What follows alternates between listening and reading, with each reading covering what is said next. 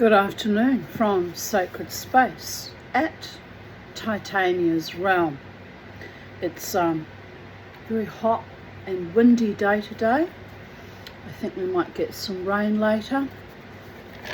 So I've been out to the bank to juggle finances so I could pay my bloody rego. I just scraped it in too. I don't know why I bother keeping that car going. It's expensive for me, and it goes nowhere. It sits in the driveway like an expensive ornament. I think the rego costs me more than how often I get to bloody use it. So I'm going to have to, I've been thinking about it for a while, but I keep, almost as an act of desperation, holding on to the car, you understand, because I suffered immensely with that will dispute to get that car. So it's almost an act of determination that I hold on to it. But honestly, $170 every quarter, and I struggle to find that money. It's getting a bit insane, people of Earth. Anyway, I have to take a breath. I managed to do it, and I had just enough money left over to buy myself some chocolate. So I've feasted on some chocolate. And I'm home, and I'm happy to be home because the whole process, even trying to pay online with Queensland Transport, the internet kept dropping out in the bank and it kept going round and round and round. I think last time this happened I ended up paying in cash at the actual over the counter. But anyway, I've managed to pay it. So drama over. Now I can relax until the next goddamn drama comes across me. Anyway, it's all good, people of Earth. I'm a happy mama T. I've got my chocolate, I've got my birdie boys. Rachi's been and gone, done the cleaning, and it was good to see her and have someone to talk to a little bit. And I want to cry. But this is my life now. And on we go, carry on, stoically, courageously. The car's paid for, it's got petrol in it, because I bought that actually last week, and didn't put a lot in, put $40 in, but then I didn't go anywhere, so that ended up being okay too. So, as always, dragging myself through by the skin of my teeth. Figuratively speaking, because my teeth are not exactly skinny, or the personage they're attached to is not skinny, but you know what I mean. Anyway, here we go. Chapter 4 of the Garden of the Gods, the elements of spring. A habitation of dragons and a court for owls. Isaiah chapter 34 verse 13. Spring in its season came like a fever, as it often does, people of Earth. Spring's my favourite time of the year too. Spring does something to people, doesn't it? Brings out their libido and their positivity and their hopes for the future. I have to get ready to go into bloody hibernation because winter's coming.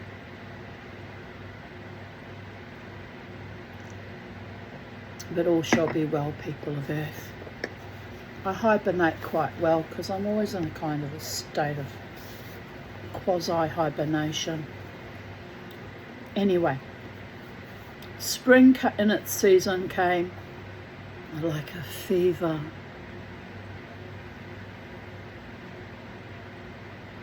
It was as though the island shifted and turned uneasily in the warm, wet bed of winter, and then suddenly and vibrantly was fully awake, stirring with life under a sky as blue as a hyacinth bud, into which a sun, what just fell down?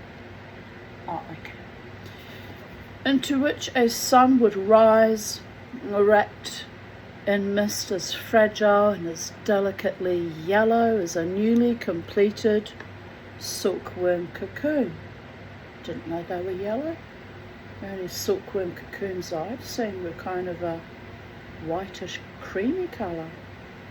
Maybe it depends on the silkworm. No, that doesn't sound right. Anywho, on we go. And let's not argue with the author. Could be here all day if we do that. For me, spring was one of the best times, for all the animal life of the island was astir and the air full of hope. Yes, I think that's what I like about spring too. It's that sensation of hopefulness being re-innovated or revivified.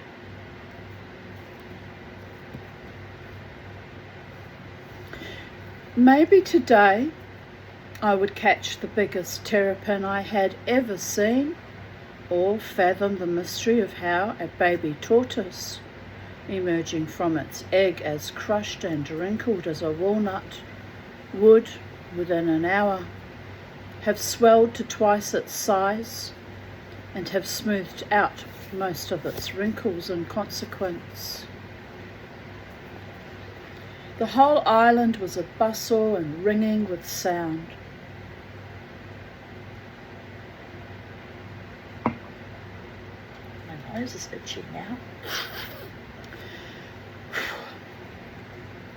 I would awake early, breakfast hurriedly under the tangerine trees already fragrant with the warmth of the early sun, cover my nets and collecting boxes, whistle for Roger, Whittle and Puke, and set off to explore my kingdom. Up in the hills, in the miniature forests of heather and broom, where the sun-warmed rocks were embossed with strange lichens like ancient seals, the tortoises would be emerging from their winter sleep, pushing aside the earth under which they had slept and jerking slowly out into the sun, blinking and gulping. They would rest until the sun had warmed them, and then would move slowly off towards the first meal of clover or dandelion, or maybe a fat white puffball. Like other parts of my territory, I had the tortoise hills well organised. Each tortoise possessed a number of distinguishing marks so that I could follow its progress.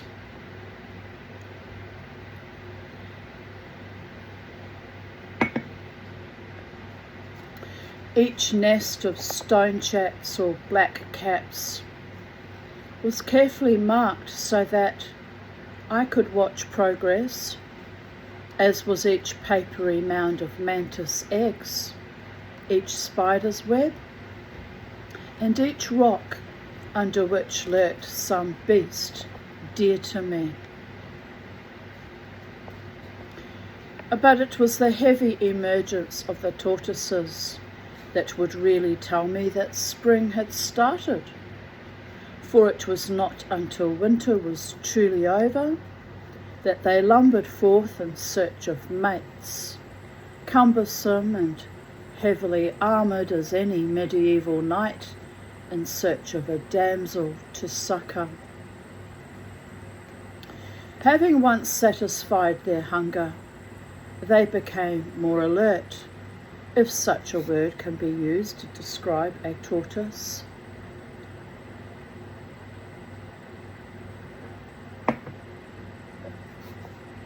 The males walked on their toes, their necks stretched out to the fullest extent, and at intervals, where they would pause and utter an astonishing, loud and imperative yap. I never heard a female answer this ringing Pekingese-like cry, but by some means the male would track her down and then, still yapping, do battle with her, crashing his shell against hers, trying to bludgeon her into submission, while she, undeterred, would try to go on feeding in between the bouts of buffeting. Sounds familiar. Nothing comes between me and my food, people of Earth. I'm very primal when I'm hungry. Who's that walking down the street? Just some lady having a stroll in the stinking humidity and wind. Oh well.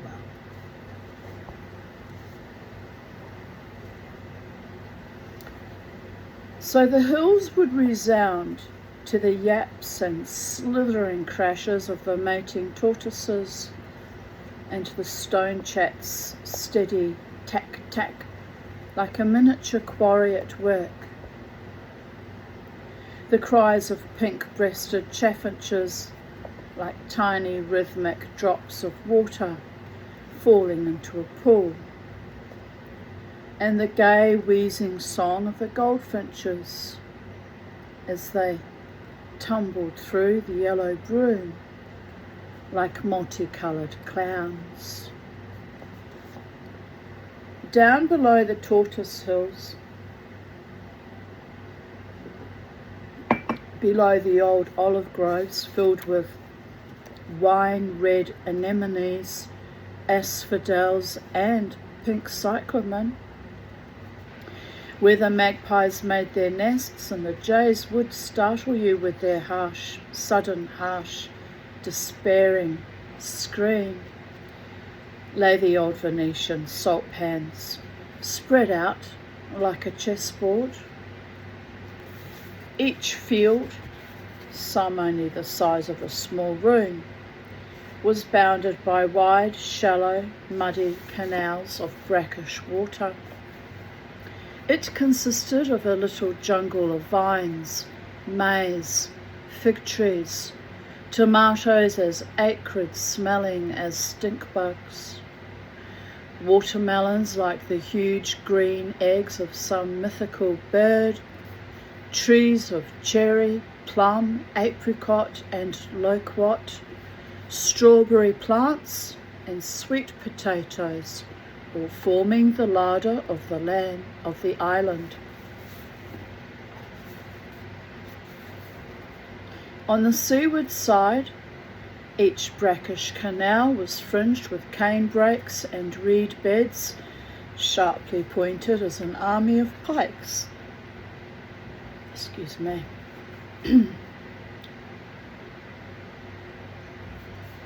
But inland, where the streams fell from the olive groves into the canals and the water was sweet, you got lush plant growth, and the placid canals were emblazoned with water lilies and fringed with golden king cups. It was here that, in the spring, the two species of terrapin, one black with gold spots, and one pinstriped delicately with grey, would whistle shrilly, almost like birds, as they pursued their mates. The frogs, green and brown, with leopard-patched thighs, looked as though they were freshly varnished.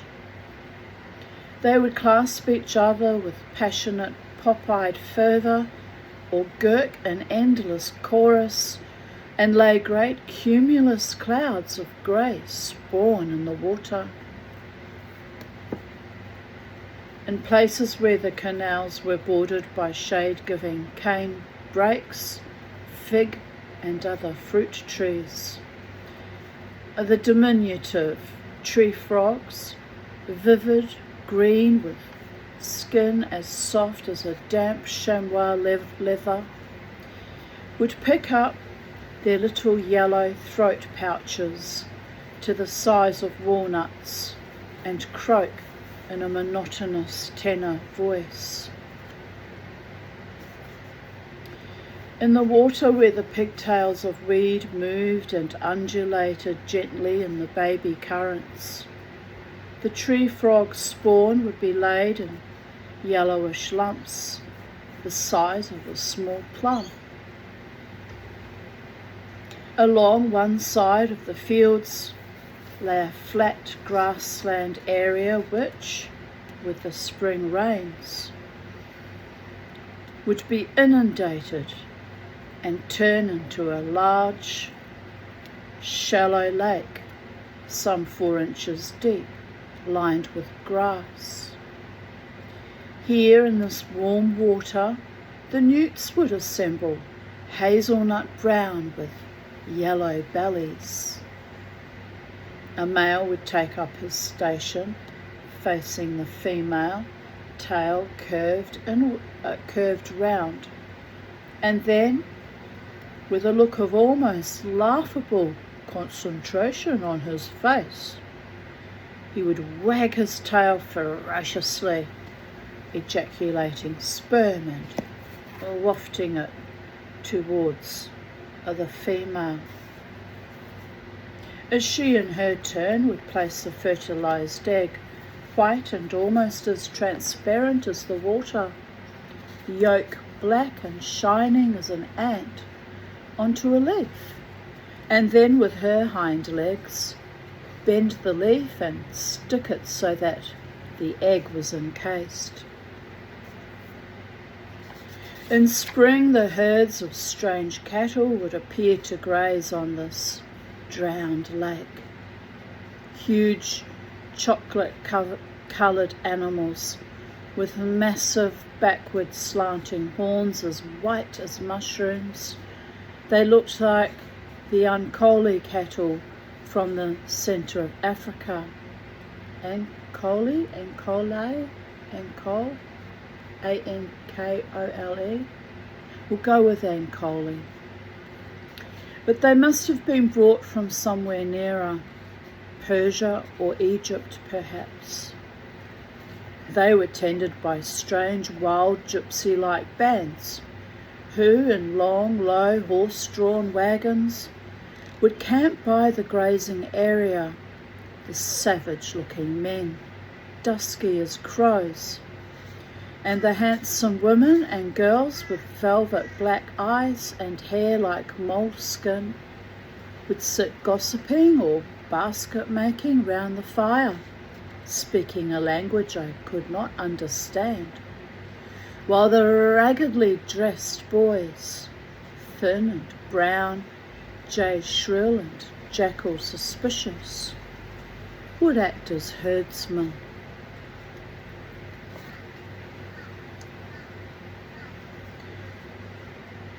The great beasts' horns would clack and rattle together like musketry as they barged each other out of the way in their eagerness to feed. The sweet cattle smell of their brown coats lingered in the warm air after them like the scent of flowers. One day the grazing area would be empty, the next day, as if they had always been there would be the jumbled encampment, caught in a perpetual spider's web of smoke from its pink, glittering fires, and the herds of cattle moving slowly through the shallow water, their probing, tearing mouths and splashing hooves, frightening the newts and sending the frogs and baby terrapins off in panic-stricken flight at this mammoth invasion.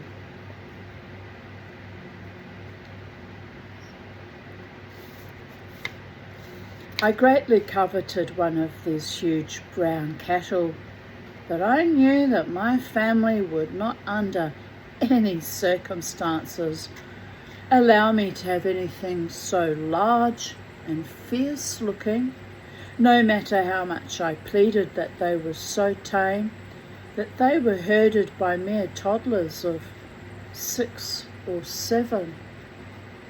Don't consider 6 or 7-year-olds toddlers. Very young children, but I thought toddlers ended when you were about 4, when you stop the toddling and can walk properly and confidently. And well, the times they are a-changing, aren't they? The nearest I got to possessing one of these animals was quite close enough so far as the family was concerned. I had been down in the fields just after the gypsies had killed a bull.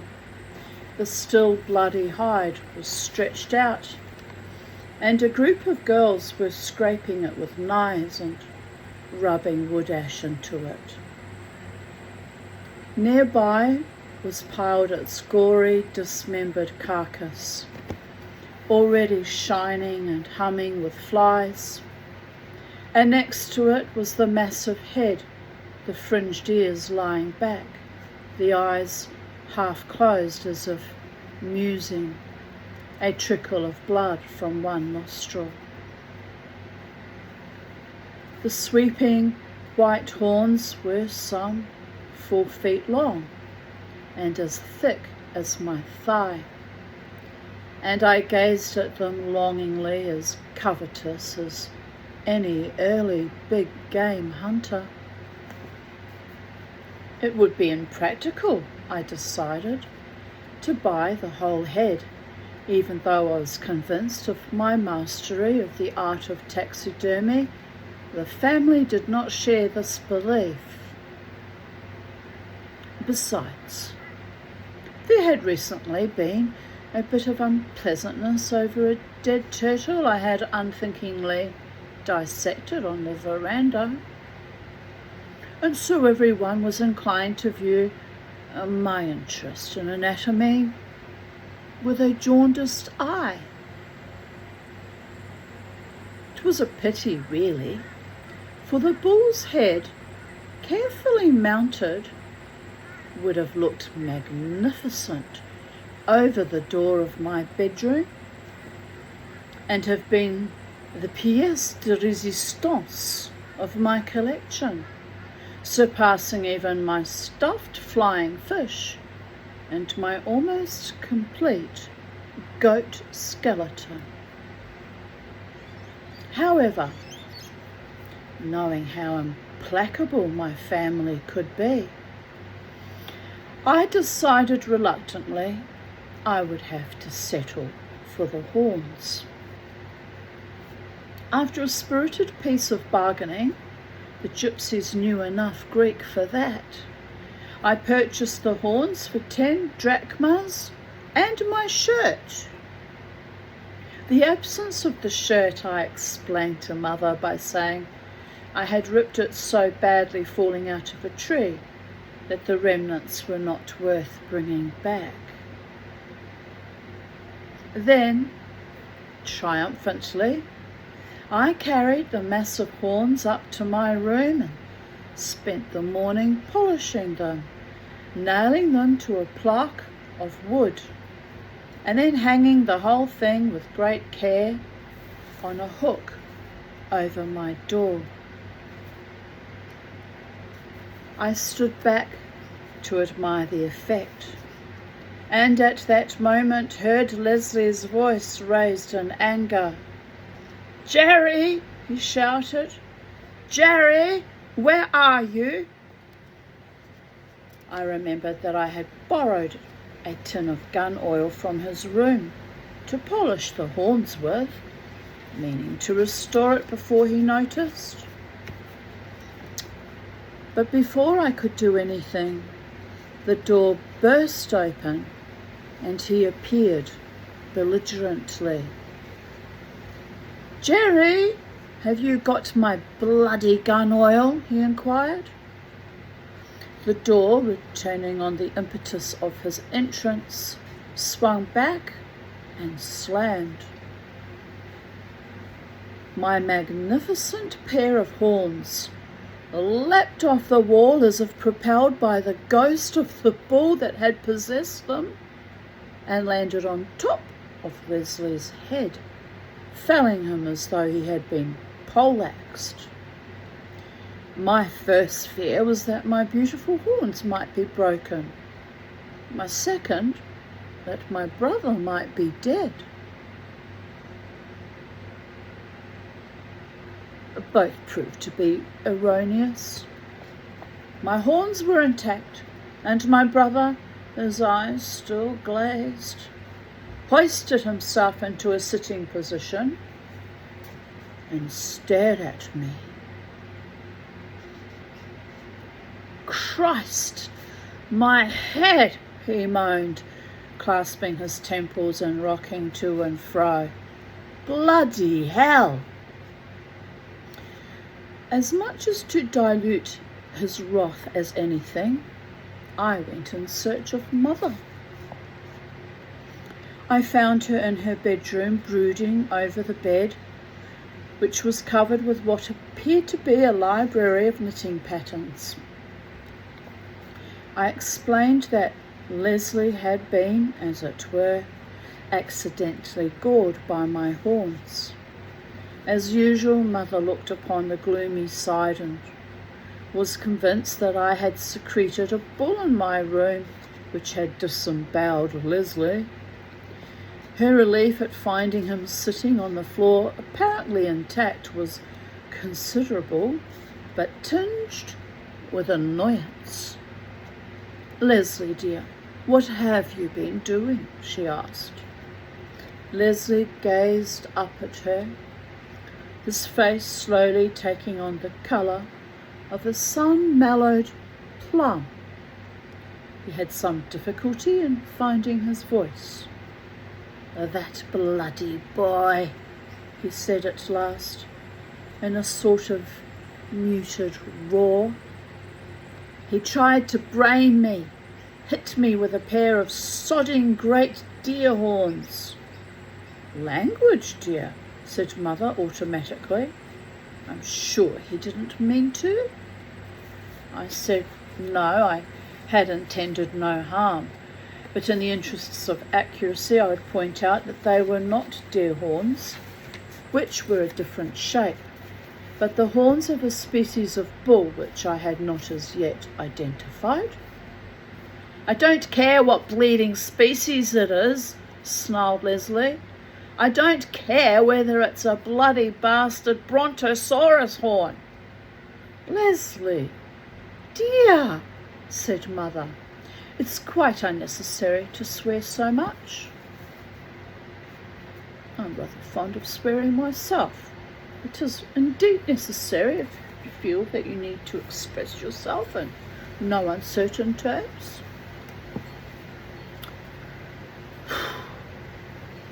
All these restrictions and junctures on our self-expression, this repression, this passive aggression, this vileness of curbing our verbiage and our enthusiasm.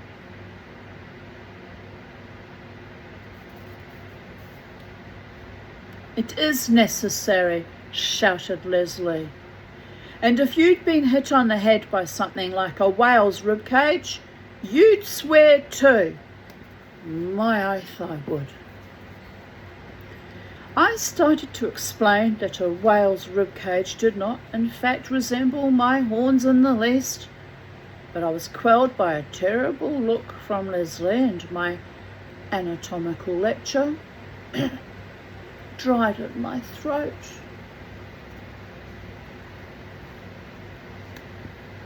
Well, dear, you can't keep them over the door, said Mother. It's a most dangerous place. You might have hit Larry. My blood ran cold at the thought of Larry felled by the horns of my bull. You'll have to hang them somewhere else, Mother continued. No, said Leslie. If he must keep the bloody things, he's not to hang them up. put them in a cupboard or somewhere. Reluctantly, I accepted this restriction, and so my horns reposed on the windowsill, doing no further damage than to fall regularly onto our maid Lucarezia's foot every evening when she closed the shutters. But as she was a professional hypochondriac of no mean abilities, she enjoyed the bruises she sustained. But this incident put a blight on my relationship with Leslie for some time, which was the direct cause of my unwittingly arousing Larry's ire. Early in the spring, I had heard echoing and booming from the reed beds around the salt pans, the strange roaring of a bittern. I was wildly excited about this, for I had never seen one of these birds, and I was hopeful that they would nest. But pinpointing the exact area in which the birds were operating was difficult, for the reed beds were extensive. However, by spending some considerable time perched in the higher branches of an olive tree on a hill commanding the reeds, I succeeded in narrowing down the field of search to an acre or two.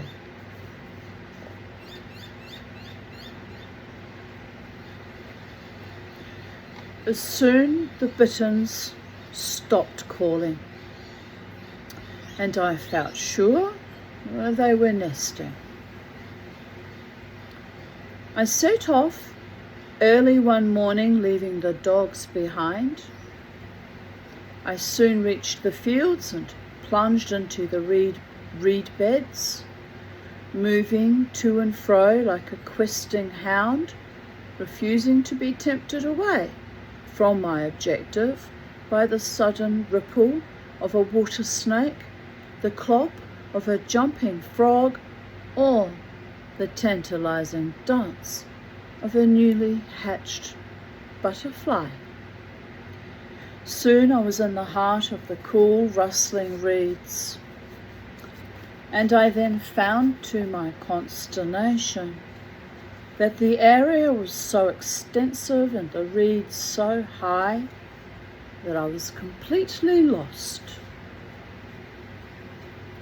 On every side I was surrounded by a fence of reeds, and their leaves made a flickering green canopy above me, through which I could see the vivid blue sky. Being lost did not worry me, for I knew if I walked long enough in any direction, I would hit the sea or the road. But what did worry me was that I could not be sure if I were searching the right area. I found some almonds in my pocket and sat down to eat them while I considered the problem. I had just eaten the last one and decided that my best course was to go back to the olive trees and re-establish my bearings, when I discovered that, without knowing it, I had been sitting within 8 feet of a bittern for the last 5 minutes. He was standing there, stiff as a guardsman, his neck stretched up straight. How do I do it with all my double chins, triple chins, quadruple chins?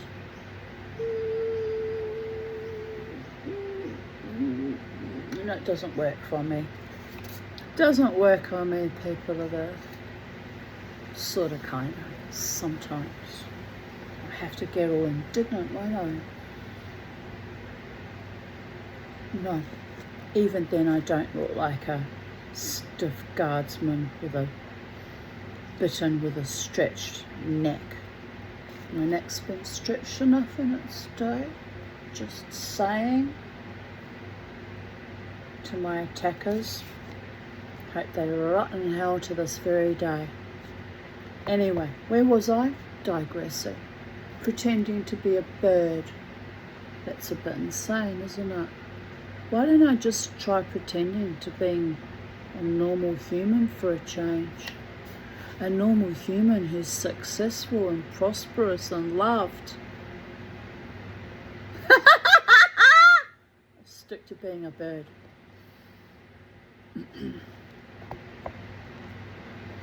Right, we mustn't be bitter like a bittern. We mustn't bite into the apple of decay. We must floridly flounce and flourish. In fact, I need to make another dancing video, I think. I think that's partly contributed to my depression, the viciousness and the slow declensions. And all of it, people of Earth. I could throw an epic tantrum, but it won't change one single solitary thing. So I'll keep my energy for my own self to continuously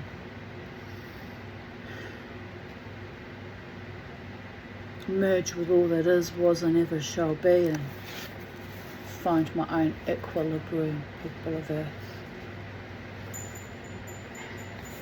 Speaking of equilibrium, who's bullying who?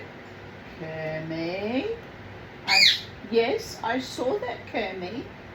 Actually, I didn't see it. I saw the tail end of it. The tail end of you being a bully. It's giving me attitude. What's going on? You can't go outside, it's windy and it's hot. Find something else to do that doesn't involve beating up your little bird brain brother. Alright? By the gods. Right.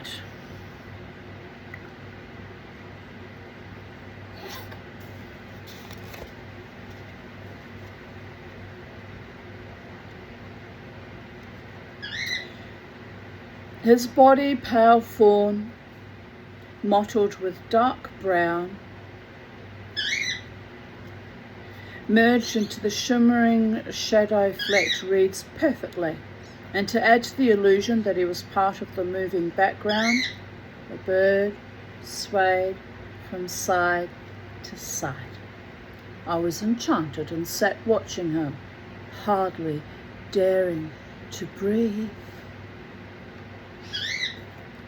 Then there was a sudden commotion among the reeds, and the bittern abruptly stopped looking like a reed and launched himself heavily into the air as Roger, with lolling tongue and eyes beaming with bonhomie, came crashing into view.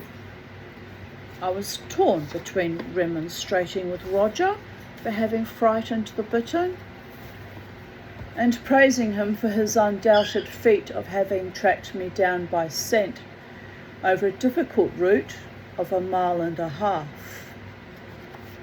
However, Roger was obviously so delighted with his own achievement that I had not the heart to scold him.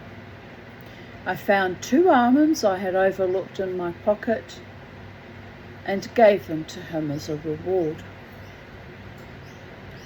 Then we set to work to search for the bittern's nest.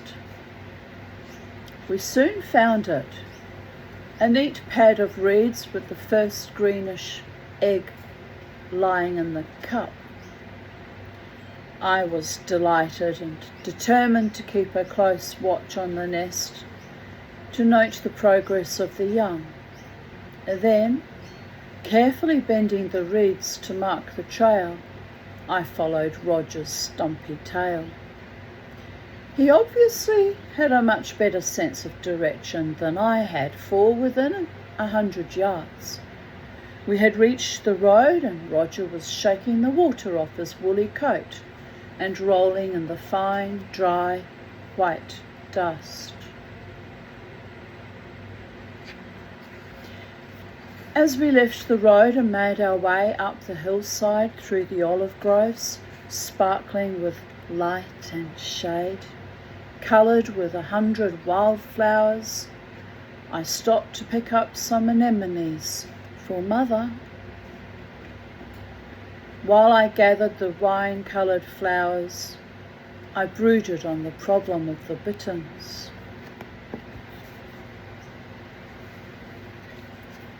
When the hen bird had reared her brood to the stage where they were fully feathered, I would dearly have liked to kidnap 2 and add them to my not inconsiderable menagerie.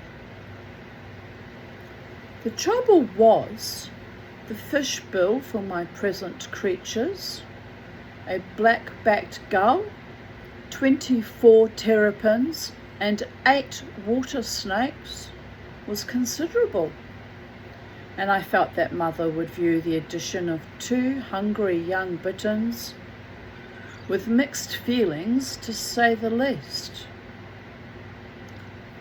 Pondering this problem, it was some time before I became aware that someone was piping an urgent, beckoning call on a flute. I glanced down at the road below, and there was the rose beetle man.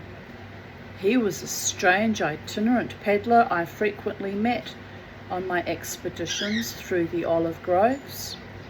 Slender, foxy-faced and dumb, he means mute.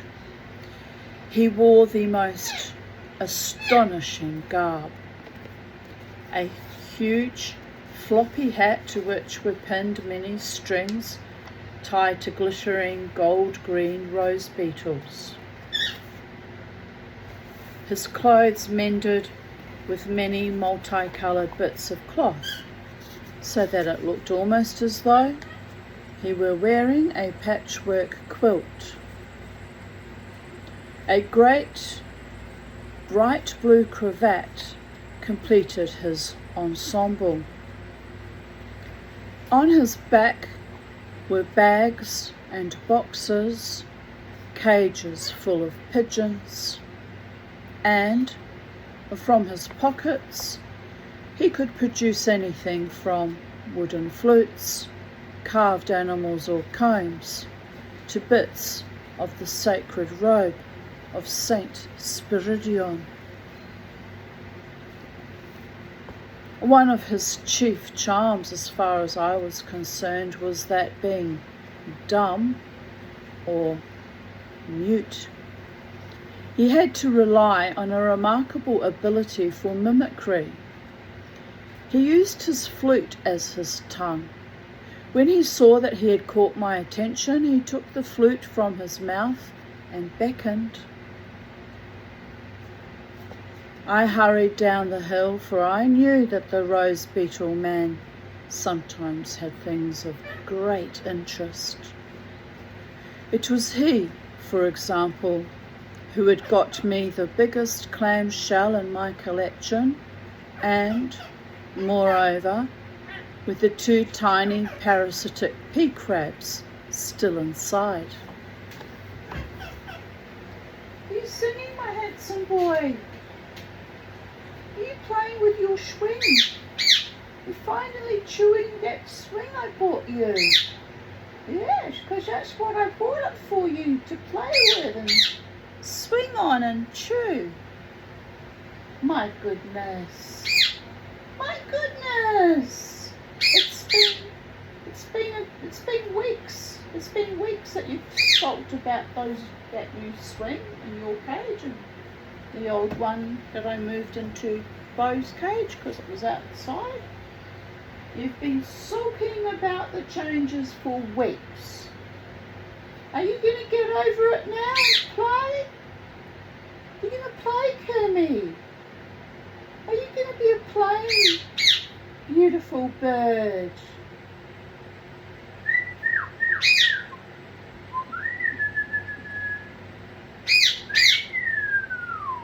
Handsome boy.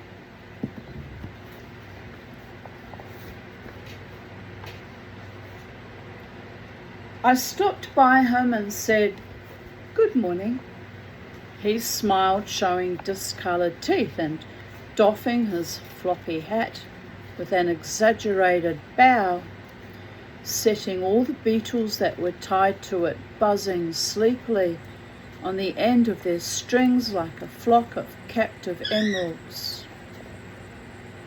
Frequently, after inquiring about my health by leaning forward and peering questioningly and anxiously, wide-eyed into my face, he told me that he was well by playing a rapid, gay, rippling tune on his flute and enjoying in great lungfuls of warm spring air and exhaling them, his eyes closed in ecstasy. Thus, having disposed of the courtesies, we got down to business. What, I inquired, did he want of me? He raised his flute to his lips, gave a plaintive, quavering hoot, prolonged and mournful, and then, taking the flute from his lips, opened his eyes wide and hissed, swaying from side to side, and occasionally snapping his teeth together as an imitation of an angry owl. It was so perfect that I almost expected the rose beetle man to fly away. My heart beat with excitement, for I had long wanted a mate for my Scops owl Ulysses, who spent his days sitting like a carved totem of olive wood above my bedroom window, and his nights decimating the mouse population around the villa. But when I asked him, the rose beetle man laughed to scorn my idea of anything so common as a Scops owl. He removed a large cloth bag from the many bundles with which he was encumbered, opened it, and carefully tipped the contents at my feet. To say that I was struck speechless was putting it mildly, for there in the white dust tumbled 3 huge owlets, hissing and swaying and beak cracking, and what seemed to be a parody of the rose beetle man, their tangerine golden eyes enormous with a mixture of rage and fear. They were baby eagle owls, and as such so rare as to be a prize almost beyond the dreams of avarice. I knew that I must have them. The fact that the acquisition of the 3 fat and voracious owls would send the meat bill up in the same way as the addition of the bitterns to my collection would have affected the fish bill was neither here nor there. Bitterns were things of the future, which might or might not materialize, but the owls, like large greyish-white snowballs, beak clicking and rumba-ing in the dust, were solid fact.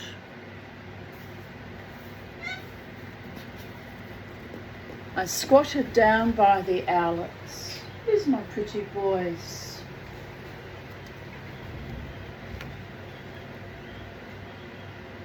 And as I need to plug us in, people. There, 1 moment. Right, what you doing? You my pretty boy.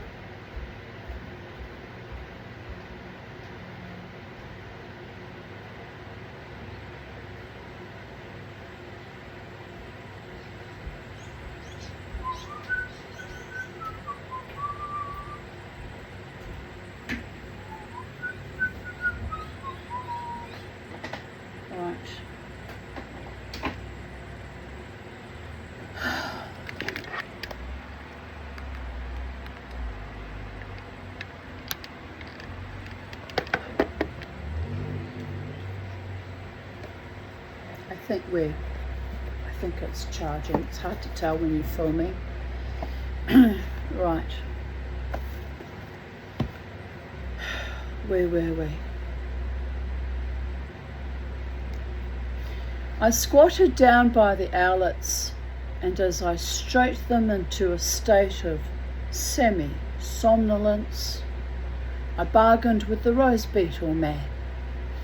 He was a good bargainer, which made the whole thing much more interesting. But it was also very peaceful bargaining with him, for it was done in complete silence. I've just had a pinch in my back. That's all I need. Rip my bloody back. Right.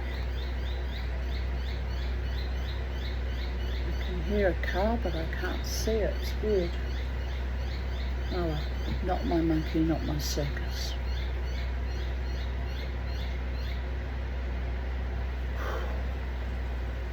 We sat opposite one another like two great art connoisseurs at Agnew's, haggling, say, over a trio of Rembrandts. The lift of a chin, the minutest inclination or half shake of the head was sufficient, and there were long pauses during which the rose beetle man tried to undermine my determination with the aid of music and some indigestible nougat which he had in his pocket. But it was a buyer's market, and he knew it. Who else in the length and breadth of the island would be mad enough to buy not one but 3 baby eagle owls? Eventually, the bargain was struck. As I was temporarily embarrassed financially, story of my fucking life. Oh, it's humiliating. Having to raid your money box, which fortunately I had more money in there than I thought I had, to pay my rego. It's a deep humiliation. I'm sure all the people in the bank were laughing at me as soon as I got out of there, but what can I do? What can I do, people of Earth? Sometimes I run out of money. The bills keep rolling in whether you've got money or not.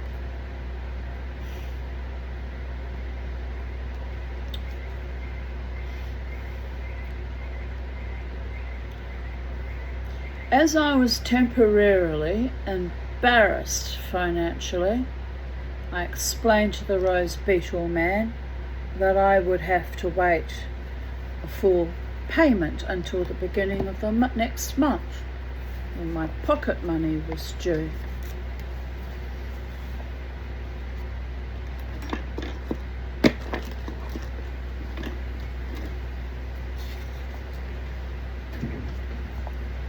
The rose beetle man had frequently been in this predicament himself, so he understood the situation perfectly. I would, I explained, leave the money with our mutual friend Yanni at the cafe on the crossroads, where the rose beetle man could pick it up during one of his peregrinations across the countryside.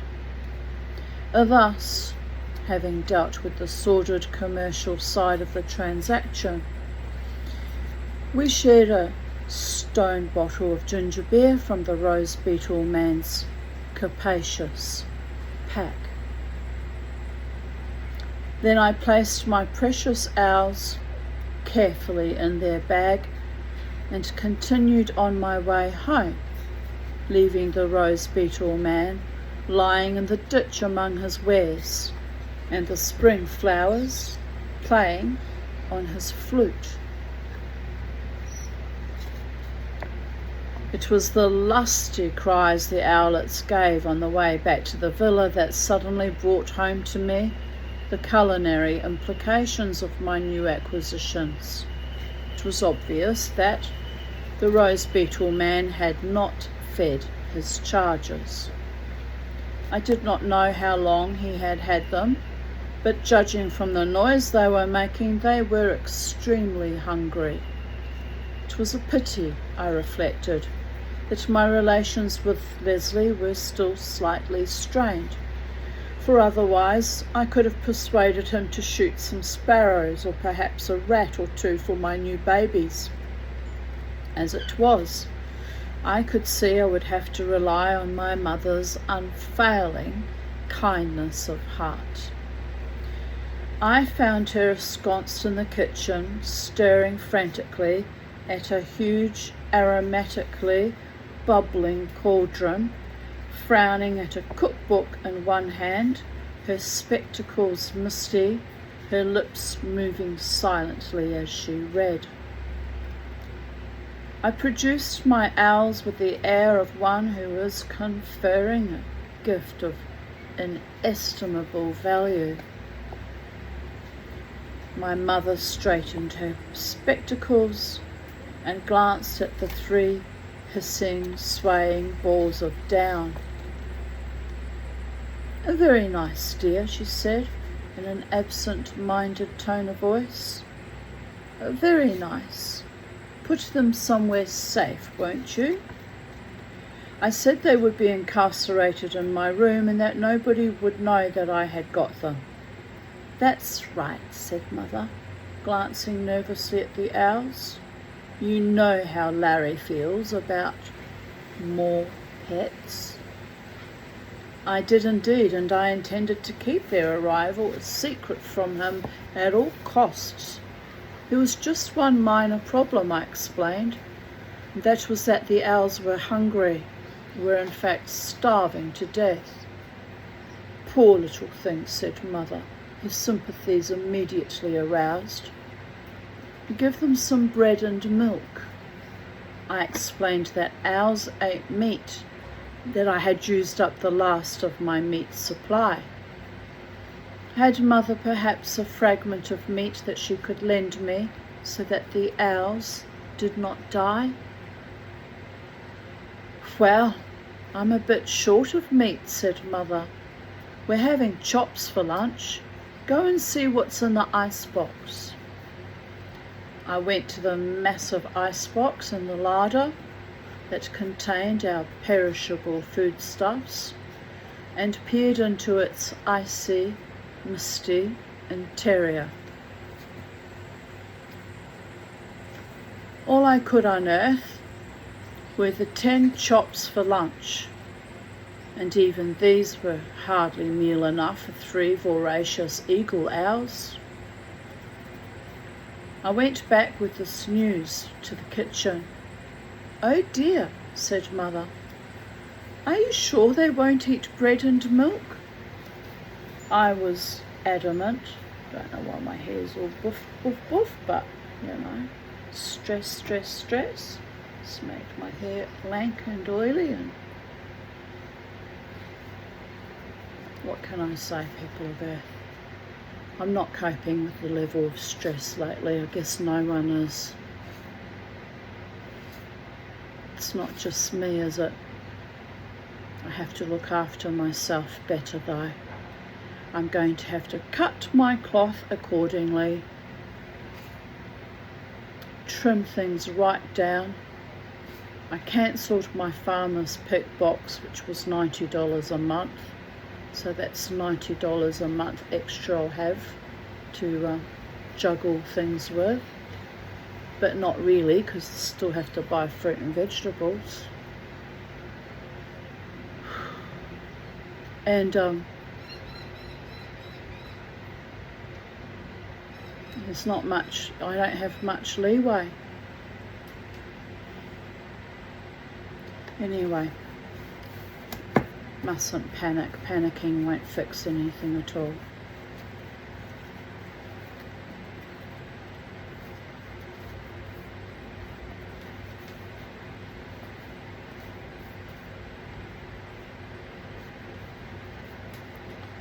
I was adamant. Owls would only eat meat. I wonder if those tawny frogmouths are still in the tree thinking about it. Can't see them from here, but... Oh, well, they're not here all the time, are they? They just put in an appearance every now and then. Sweet, really. At that moment, one of the babies swayed so violently he fell over, and I was quick to point this out to Mother as an example of how weak they were getting. "Well, I suppose you'd better take the chops then," said Mother, harassed. "We'll just have to have vegetable curry for lunch." Triumphantly, I carried the owls and the chops to my bedroom and stuffed the hungry babies full of meat. As a consequence of the owl's arrival, we sat down to lunch rather late. "I'm sorry we're not earlier," said Mother, uncovering a tureen and letting loose a cloud of curry-scented steam. "But the potatoes wouldn't cook for some reason." "I thought we were going to have chops," complained Larry aggrievedly. "I spent all morning getting my taste buds on tiptoe with the thought of chops. What happened to them?" "I'm afraid it's the owls, dear," said Mother apologetically. "They have such huge appetites." Oh, bless her. She's mad like the mama-tea. I'd do the same. Humans can survive on vegetables for a while, won't kill us. But the owls must have meat.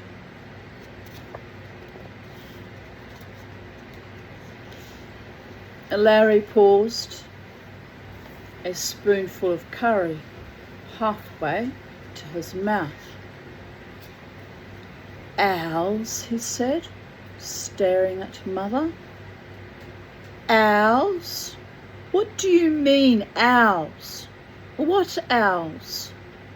"Oh," said Mother, flustered, having realised that she had made a tactical error. "Just owls. Birds, you know. Nothing to worry about." "Are we having a plague of owls?" Larry inquired. "Are they attacking the larder and zooming out with bunches of chops in their talons?" No, dear. They're only babies. They wouldn't do that. They have the most beautiful eyes, and they were simply starving, poor little things." "Bet there's some new creatures of Jerry," said Leslie sourly. "I heard him crooning to something before lunch." "Then he's got to release them," barked Larry. I said I could not do this as they were babies. "Only babies, dear," said Mother placatingly. "They can't help it." "What do you mean, can't help it?" said Larry. "The damned things stuffed to the gills with my chops." "Our chops?" Margot interrupted. "I don't know why you have to be so selfish." "It's got to stop," Larry went on, ignoring Margot. "You indulge the boy too much." "They're just as much our chops as yours," said Margot. "Nonsense, dear," said Mother to Larry. "You do exaggerate. After all, it's only some baby owls." "Only," said Larry bitingly. "He's already got one owl, and we know that to our cost." "Ulysses is a very sweet bird, and no trouble," put in Mother defensively. "Well, he might be sweet to you," said Larry, "but he hasn't come and vomited up all the bits of food he has no further use for all over your bed. That was a long time ago, dear, and he hasn't done it again." "And what's it got to do with our chops anyway?" asked Margot. "It's not only ours," said Larry, "though God knows if this goes on, we'll start to look like Athene. You don't seem to have any control over him. Look at that business with the turtle last week." That was a mistake, dear. He didn't mean any harm. A mistake, said Larry witheringly. He disemboweled the bloody thing all over the veranda. My room smelled like the interior of Captain Ahab's boat. It's taken me a week and the expenditure of about 500 gallons of eau de cologne to freshen it up to the extent where I can enter it without fainting. We smelled it just as much as you did, said Margot indignantly. Anyone would think that you were the only one to smell it. Yes, exclaimed Leslie. It smelled worse in my room. I had to sleep out on the back veranda. I don't know why you think you're the only one who ever suffers. I don't, said Larry witheringly. I'm just not interested in the suffering of lesser beings. The trouble with you is you're selfish, said Margot, clinging to her original diagnosis. All right, snapped Larry. Don't listen to me. You'll complain soon enough when your beds are waist deep in owl vomit. I shall go and stay in a hotel. I think we've talked quite enough about the owls, said Mother firmly. Who's going to be in for tea? It transpired that we were all going to be in for tea. I'm making some scones, said Mother, and sighs of satisfaction ran round the table for Mother's scones, wearing cloaks of homemade strawberry jam, butter and cream, were a delicacy all of us adored. I should probably make some too. Stretch my food out and... Dear Goddess. You know I'm panicking when I think about cooking to stretch my food bill out. That is panic. Holy macaroni. A la Kazam, a la Kazoo. Mrs.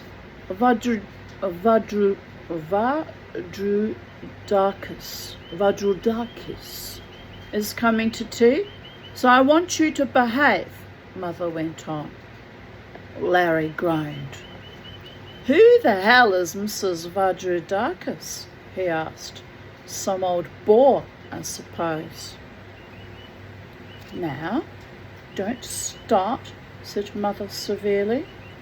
She sounds a very nice woman. She wrote me such a nice letter. She wants my advice.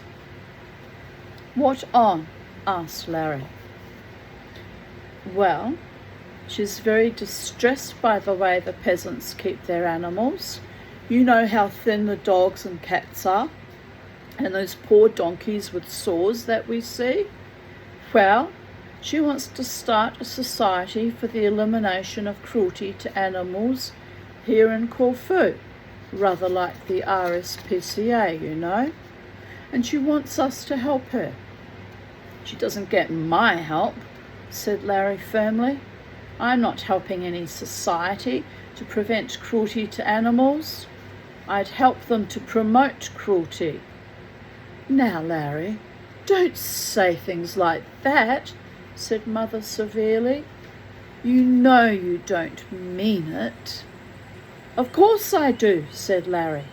And if this Vadrudakis woman spent a week in this house, she'd feel the same.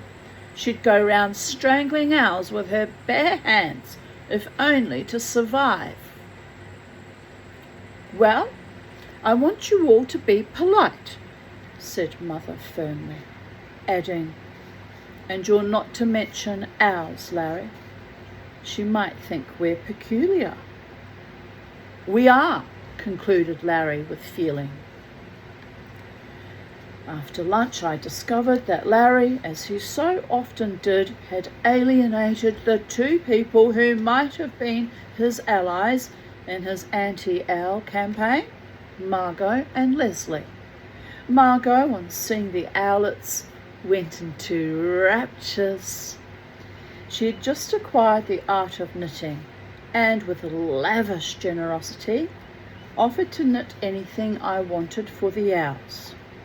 I toyed with the idea of having them all dressed in identical striped pullovers, but discarded this as impractical and reluctantly refused the kind suggestion.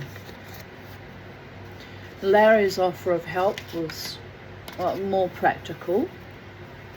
He said he would shoot a supply of sparrows for me. I asked whether he could do this every day. Well, not every day, said Leslie. I might not be here. I might be in town or something, but I will when I can. What a lovely brother. Of course, he just loves any excuse for hunting, but still, it's a worthwhile thing, bring home food for the little owls. Oh, almost makes his hunting proclivities acceptable, doesn't it? I dislike hunters, unless you have to feed yourself in an emergency, people of Earth, but, you know, I don't like it as a sport. Finally, Leslie's paying off something for his proclivities. I suggested that he might do some bulk shooting for me, procuring enough sparrows to last me a week, perhaps. That's a good idea, said Leslie, struck by this. You work out how many you need for the week, and I'll get 'em for you. Laboriously, for mathematics was not my strong point, I worked out how many sparrows, supplemented with meat, I would need a week, and took the result to Leslie in his room, where he was cleaning the latest addition to his collection, a magnificent old Turkish muzzle loader. Yes, okay, he said, looking at my figures. I'll get 'em for you. I'd better use the air rifle. If I use the shotgun, we'll have bloody Larry complaining about the noise. So, armed with the air rifle and a large paper bag, we went round the back of the villa. Leslie loaded the gun, leaned back against the trunk of an olive tree, and started shooting. It was as simple as target shooting, for that year we had a plague of sparrows, and the roof of the villa was thick with them. As they were picked off by Leslie's excellent marksmanship, they rolled down the roof and fell to the ground, where I would collect them and put them in my paper bag. After the first few shots, the sparrows grew a little uneasy and retreated higher up until they were sitting on the apex of the roof. Here Leslie could still shoot them, but they were precipitated over the edge of the roof and rolled down to fall on the veranda on the other side of the house. Wait until I shoot a few more before you collect them, said Leslie. And so I dutifully waited.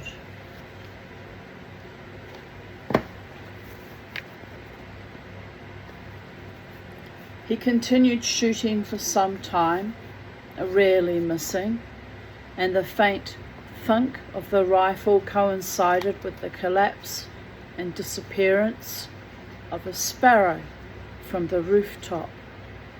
Damn, he said suddenly. I've lost count. How many's that? I said that I hadn't been counting either. Well, go and pick up the ones on the veranda and wait there. I'll pick off another 6. That should do you.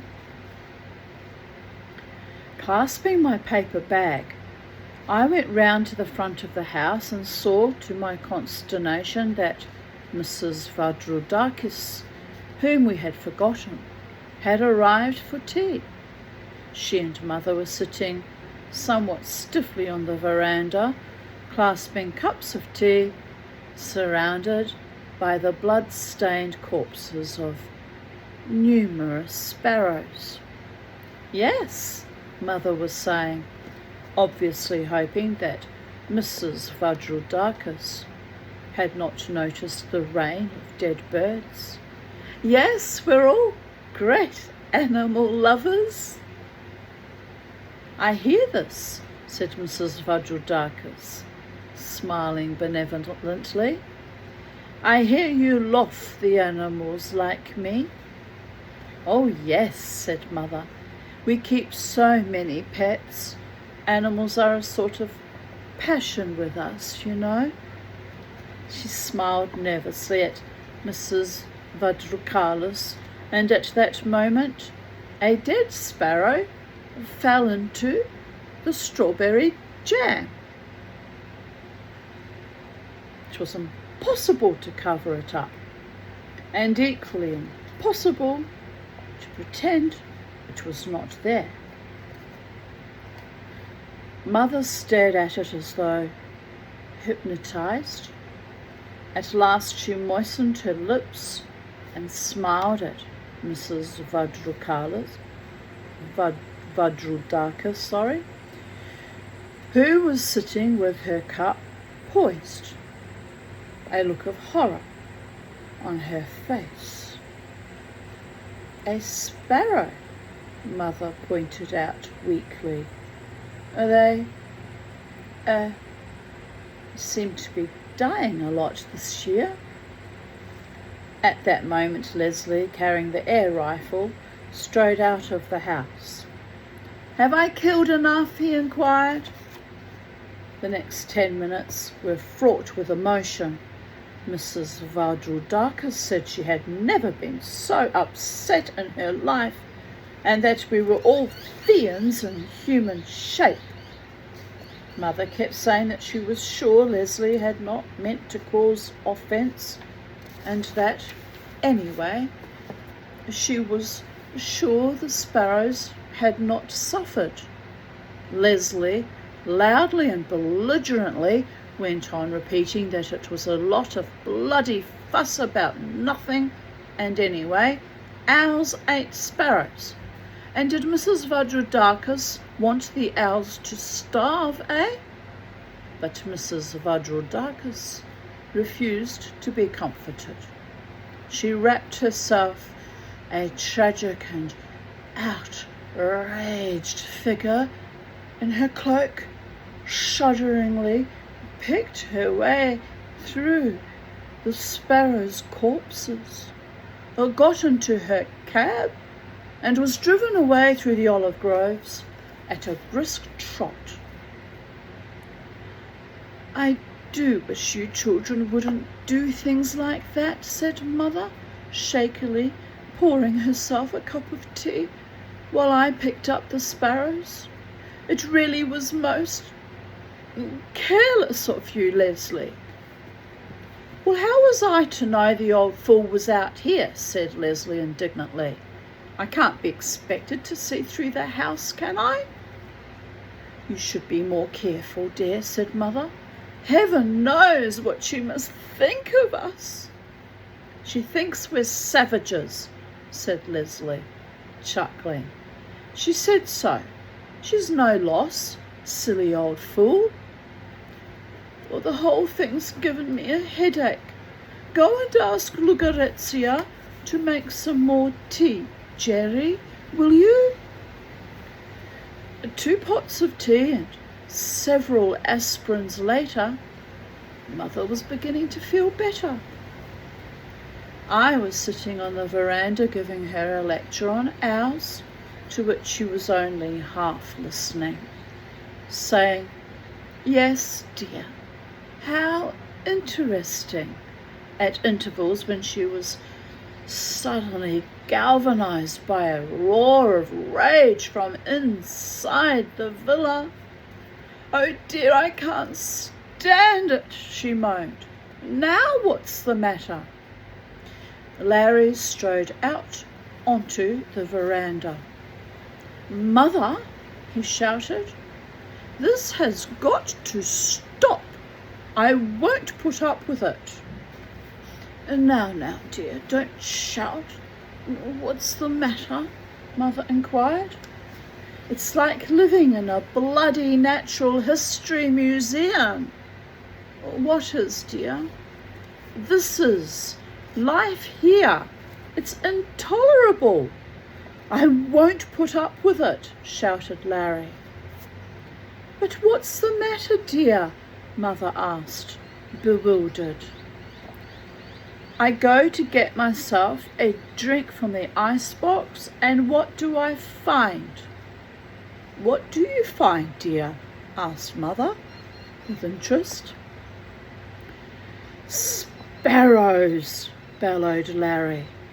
"Bloody great bags of suppurating, unhygienic sparrows." It was not my day. And thus concludes chapter 4, and I'll be back no doubt tomorrow with chapter 5, Fakirs and Fiestas. The Prince of Darkness is a gentleman. Shakespeare, King Lear. Is he though? Is he really? You have to laugh. I had an Ethiopian lover one time. He was a shit, absolutely gorgeous looking man, credit where it's due. And Jared talked to calling him the Prince of Darkness, which was actually quite a fitting name for him, based only on his beautiful ebony, almost blue skin, and the fact that he was a bit of a shit and unfaithful to everyone he was involved with. But never mind, it's ancient history now. Long time ago. Sometimes just for shits and giggles I used to put on Ophrah Haz's My Ethiopian Boy and sing and dance joyously to it, just to remind me that I had a narrow escape, by the way. But yes, the Prince of Darkness was infamous for dancing around my extremely large boudoir that I had in the previous house in Wardle Street in Mount Gravatt East, where the bedroom was 4 times the size of the one I have now. And of course I always hang, curtains of beads off the end of my bed. And he screamed at me mid-dancing. Must be some Ethiopian tradition, post-coitus, you understand? "You've bewitched me, you witch, you've bewitched me." I went, No. You came here under your own steam, of your own free will. In fact, if anything, you kind of coerced me, so there was no bewitching involved. It was all mutually consensual, sort of, but a bit under duress.